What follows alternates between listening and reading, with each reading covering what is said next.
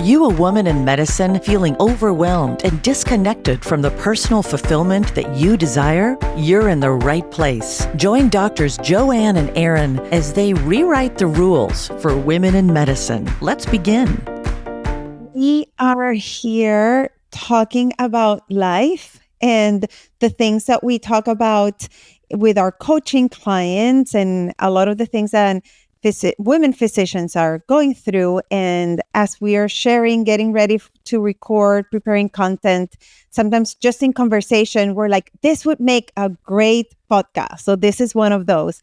And Erin was telling me about an experience that she had with one of her coaching clients, another woman physician, and kind of the power of one tiny move in the right direction can create a beautiful ripple effect, and how sometimes, unfortunately, as women in medicine, we're so great that we sometimes minimize the power of those moves. So we thought this would make it a great topic to review here. So, Erin, help us define it. Let's start there. One tiny move.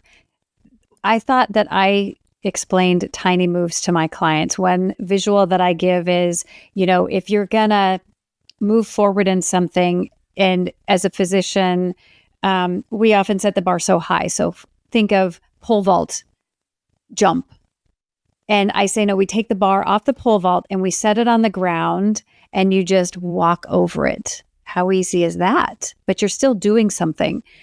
Another person took it even a step further, and I'm going to use an example. His name is Jordan Peterson. He has a bachelor's degree in political science and psychology. He's also got has been a postdoctoral fellow and has become an assistant and then an associate professor at Harvard and is now a professor emeritus at the University of Toronto. This is Jordan Peterson. And he said it was in the context of helping someone clean up space. And he said, all you need to do is open the drawer. Look at the mess. Not even do anything. That's how tiny little move to move in the right direction. Just open the messy drawer and look at it. And I went, wow, that is so tiny. I hadn't even thought of that one. And yet that raised awareness is a start in the right direction. My brain is spinning right now because I was just thinking of, it sounds so great, and I can raise my hand of how good I am not at this. And it reminds me of a coaching call I had. I love doing kind of goal setting or wheel of life kind of thing, and kind of visiting the different areas of your life, and then maybe thinking of one or two things that you can do to better your life. A lot of people do calls like that. And I usually say out loud, because I'm talking to them about pick one or two small steps in the right direction. And then I always say, I know what you're thinking. You're thinking that's not for me. I can do it all. I can do 2 or 3 in each area, which is great. We need to aim high, but we know, and again, this is behavioral psychology and neuroscience, and I love it when you use that analogy of literally bringing the bar down and stepping over. It sounds like my CrossFit workout this morning. And other people are jumping high. I'm like, I'm just going to take a step. I do what I can and I'm moving. Then we know that it's not just about the tasks. It's about what can we set ourselves, what's that promise that we can make to ourselves that we can keep.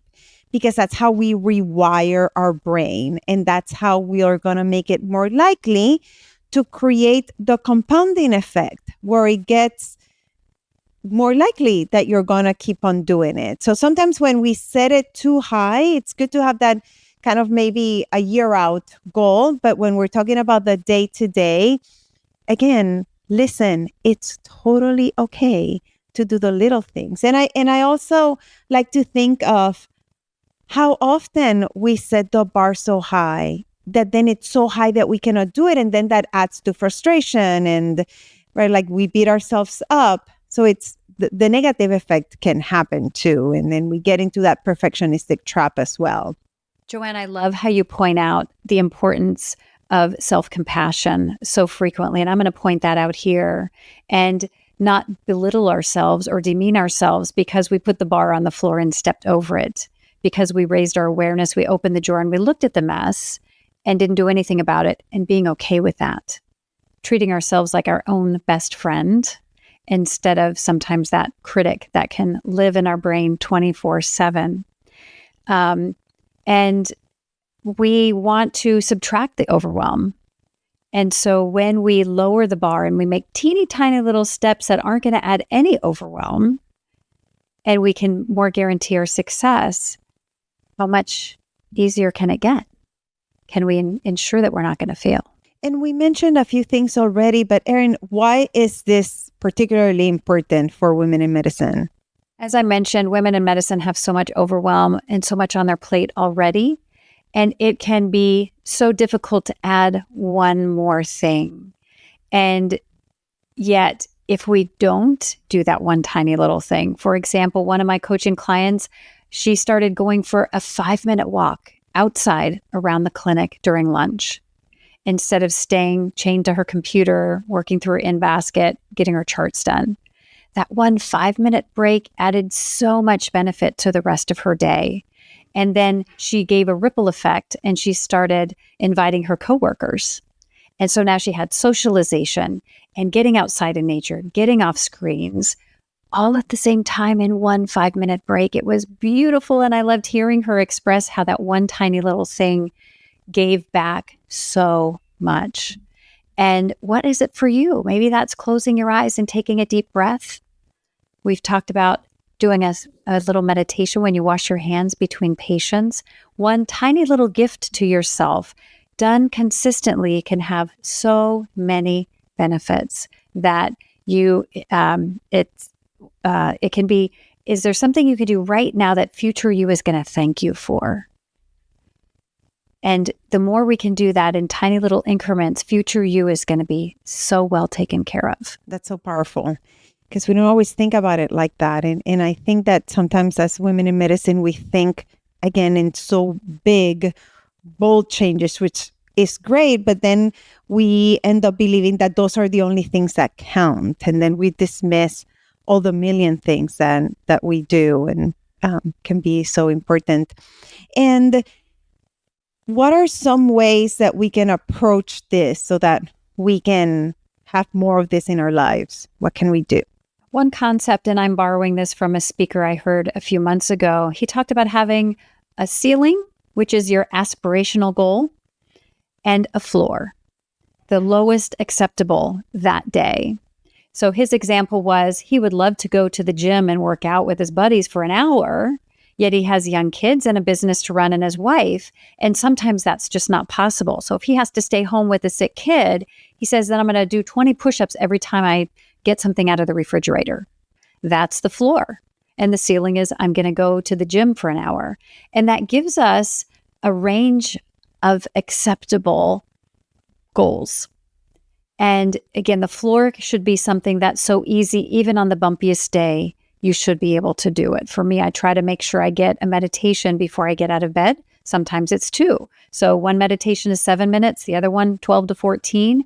So I look at what's my day, how long can I afford to stay in bed before I get up, and give myself that tiny little gift that I know is going to pay me back in spades later that day, and also future me weeks down the road when I do that tiny little thing, that tiny little 12-minute investment consistently has been hugely rewarding. And I think to interrupt you, I think key there is making you kind of patting yourself in the back no matter what. Like the lower, you said the floor version is just as important as the big version. We cannot make ourselves feel smaller. It's like, well, I just did this. And then, no, I am a winner because I kept the promise to myself. Yeah. My husband had a medical issue going on. We couldn't go to the gym together, and we made a point to walk. We took the dog out walking, and I had so much extra on my plate because my husband was out of commission.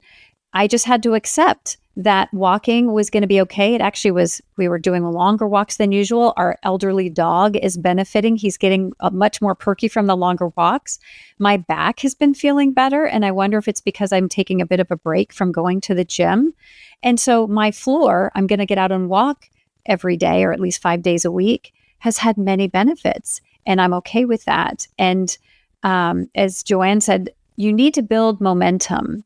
And so when you celebrate the floor version of your goal as well as the ceiling version, and the other thing is if you give yourself an out. So if you say, I will go to the gym 5 days a week unless these things happen. I get called out in the middle of the night. My kid is sick. I got less than 4 hours of sleep.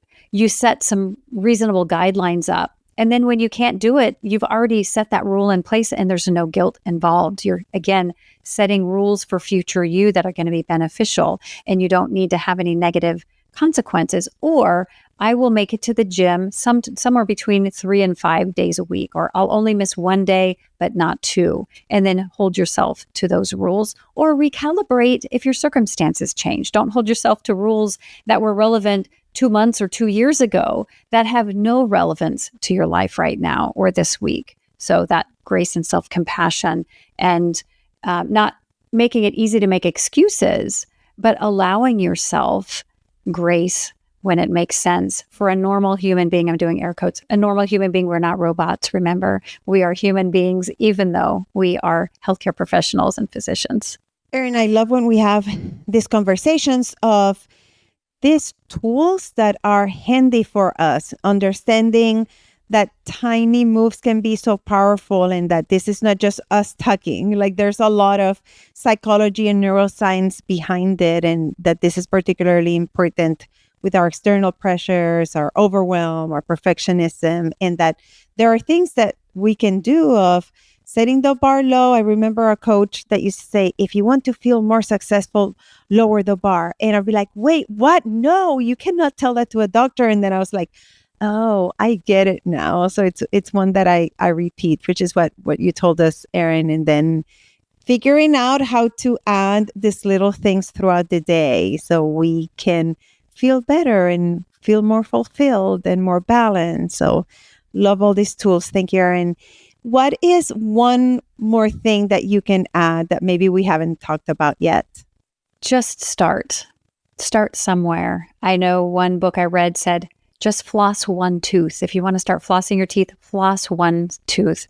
Take one sip of water before you drink your morning coffee to improve your hydration. Just start and do it with grace and let it, see where that takes you. So good. And I want to remind you all, we've had so many good episodes recently, very powerful guest interviews. So go to the show and kind of scroll. This is good scrolling to do, and see which one calls out your name and listen. And if you're finding it very helpful, make sure that you share with someone who can benefit. And with that, stay tuned because our next episode is coming right up. Do you want exclusive resources and the opportunity to connect with us? Then visit createmeaninginmedicine.com now, where you'll dive deeper into how you can create meaning in medicine. And if you're serious about optimizing your results, take 2 quick steps now. Connect with us on the website and tune in to the next episode.